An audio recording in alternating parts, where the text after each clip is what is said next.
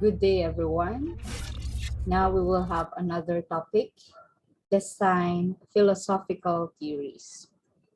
Philosophy is a fundamental part of our everyday lives that these philosophical theories invite us to reflect on who we are and where we are going. These teaches us to think and reflect, and that these philosophical theories unite movements, schools of thoughts, and belief, even the scientific laws.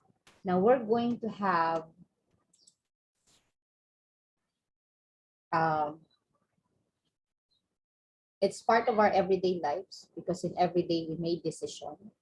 Philosophical theories invites us to reflect on who we are and where we are going. It makes us more human. It elaborates our senses of the realities and what is happening in the world. It teaches us to think and reflect because in everyday activities that we do, we decide. Philosophical theories unite movements and schools of thoughts and beliefs and even scientific laws. That's why we have school of thought. Phase. Those are existentialism, social contract theory, diba? Platonic realism, and everything. Let's proceed with Pythagorean theory. Pythagoreanism was actually a fundamental philosophical and religious movement during the 16th century BC. Pythagoras of Samos founded it and considered the first pure mathematician, so one of the most important in history. He actually believed that things are measurable and or proportional in terms of numbers. He was in favor of religion and science not being two separate entities, but rather two inseparable actors of the same way of life. He believes in the transmigrations of soul. Next is Epicureanism and its co-religions. So Epicurus instituted the philosophical movement in the 4th century before Christ, and it was kept going by his philosophers, the Epicureans. The maxim of this theory was the search for happiness through the pursuit of pleasure. To them, to achieve that happiness, they need to distinguish the three kinds of pleasure that allow to attain ataraxia. The state of serenity, the absence of disturbance, and the perfect balance between the mind and the body. So to attain the ataraxia, we need to abstain from unnecessary desires. And we need to achieve inner tranquility. Then, we need to be contented with simple things. That is the maxim of this theory on how we are going to achieve happiness through the pursuit of pleasure by attaining ataraxia. Scholastic theory of anthems of counter theory.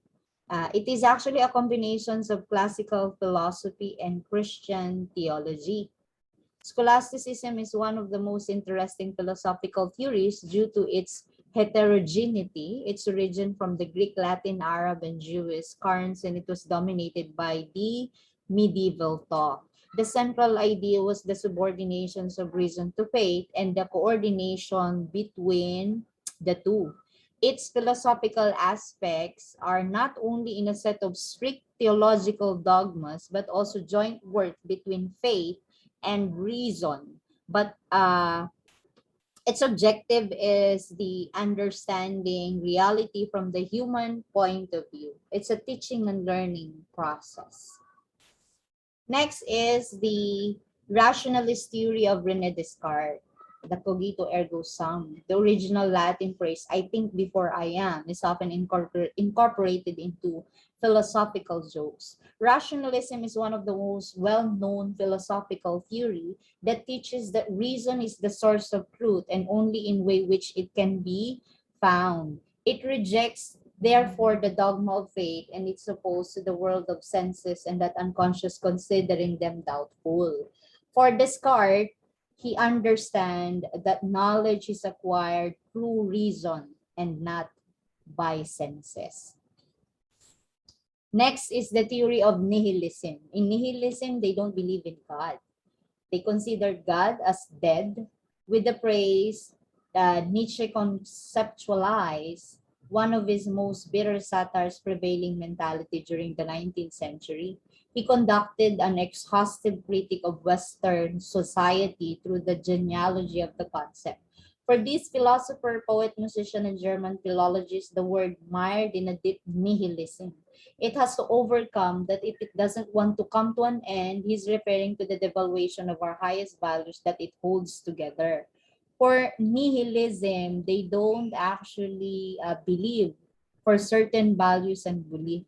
For them, these values and beliefs understood to be unfounded, senseless, and useless. No beliefs, they don't have purpose in life, and they can actually destroy anything because they don't believe in God. They do not believe that they are responsible to their actions and that they are going to face God someday. They don't have purpose in life. They can do anything. If they wanted to do good, then it's okay. If they wanted to be evil things, then that's okay. They do not hold responsible to God, to anyone. That's what nihilism is. The theory of Tao.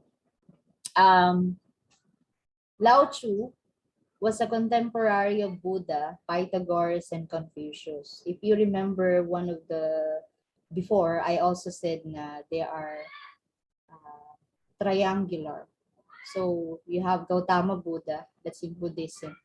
They have also Taoism of Lao Tzu and Confucianism of Confucius. So Tao is a composite of two ideograms, head and marching. The meaning depends on the context and appears in philosophical, cosmological, and religious or moral terms. It is based on dynamism and duality, not in opposition or contradictory. Okay, this just belief that there are two opposite things that exist in the world but complementary at the same time. They do not to be opposition and they do not need to be contradictory. The idea that opposites complement each other like yin and yang. Others are the law of natures not limited to seasons, not limited to uh, left and right, not limited to the male and female natures of law. So that's theory of Lao Tzu. Plato's allegory of the cave. Originating in Plato's Republic, the cave allegory aims to make a key point about the unreliability of human perceptions. I already explained this through the prior discussions. The scenario describes a group of individuals chained up inside the cave initially come to believe that the shadows of the wall are entities of themselves. In reality, of course, the shadows are there because of the prisoners' bodies. So Plato intended to convey that we can sometimes have an entirely inaccurate perceptions of the world around us. We need to be open to shifting the perceptions if we ever want to make a contact with reality. So that's why there's a need for us to apply the holistic approach, to understand the different perspective, because not everything we see or perceive by our senses is true. Confucianism. So one of the most attractive aspects of Eastern philosophy, the main takeaway from Confucianism is the existence of the golden rule. Simply to put, that suggests we should treat other people as we would like to be treated. This theory is another view that gels very well with the law of attraction that teaches, after all, we should expect to receive what you give. So do not do unto others what you would not want them to do unto you. The Socratic method of finding truth, comprising particular way of approaching conversation. So these deals happens in a conversational manner. Essentially, it involves one person presenting a hypothesis about something. And then the another person asks them questions that put or push the first individual to defend their position. The idea is that discussing theories in this way encourages critical thought and it forces a person to think about whether their view is actually right. It also helps them to develop better hypotheses along the way. So it is also applied by question and answer portion type. So there's an individual who will give a hypothesis or a statement, and then the other person will understand and comprehend and test the statement by putting it into question and let the other person defend. Okay. Next is the karma, which is under the Buddhism and Hinduism tradition. The philosophical concept of karma somewhat related to the golden rule of Confusionism. I told you they were just exchanging philosophical principles. The basic idea here is that if you do good things, then you will find good things happening to you. If you do negative things, then you will find worse things happening to you. Next is Rousseau's social contract. So we believe that other than we being a rational animal, we are also a political animal.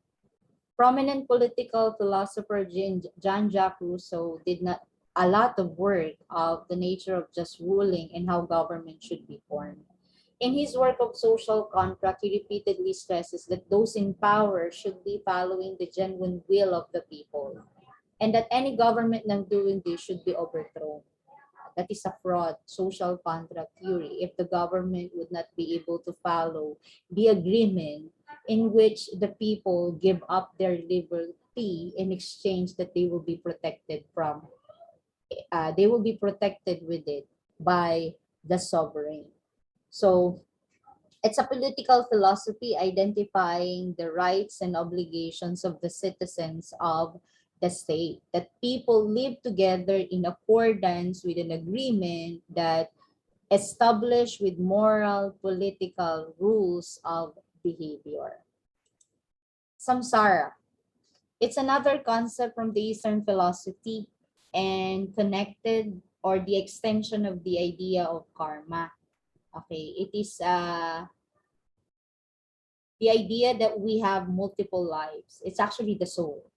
And that the nature and quality of each life is partly determined by what we did in the previous one. So the soul exists right still after the body's death.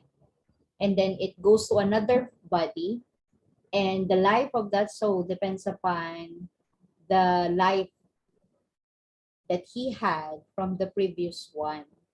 So it will never end. It's actually a cycle of death and rebirth. And it will never end until you achieve moksha. Okay? That your soul rested upon moksha. Aristotelian virtue of ethics. Okay? It's about moral character. Acts of virtuous person would act in your reputation. Aristotle came after Plato, and he further developed the foundational views of morality upon which a lot of modern philosophical thinking in place. Aristotle's virtue of ethics proposes many important ideas about morality. Among them is the thought that truly good people want to do morally right thing. This is opposed to merely doing to fit into the society or try to develop their ethical code. This is about moral character, and characterized approach by morality assures that we acquire virtue by practice. So if you practice honesty, then you develop a character of being an honest person. If you practice bravery, then you develop a character of being brave. And if you practice of being just, then you develop a character of being a just, and so the rest. So practice by virtue, you develop a moral character. That would be all. Thank you for listening. For more ICCT College's video updates, please subscribe and click the notification button.